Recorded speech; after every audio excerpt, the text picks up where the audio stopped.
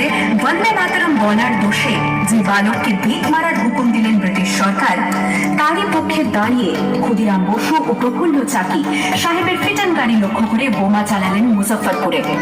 সাহেব নিহত হলেন না, তবু নাবালক ক্ষুদিরামকে ফাঁসির হুকুম দেয়া হলো। জননী কুলো তুলে পক্ষে শান্তনবাস দেহ তুলে চোখে কাঁদিছে তব চরণ পদে ৩০ কোটি নরনারী।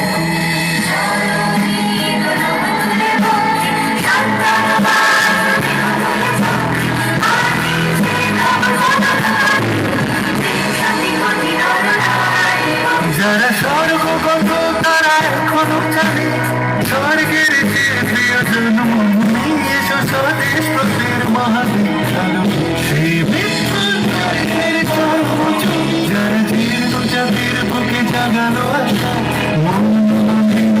জগালো ভাষা।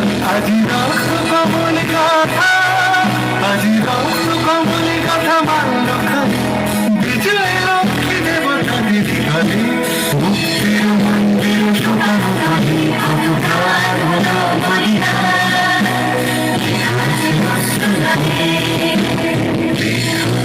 আছে অশ্রু জলে।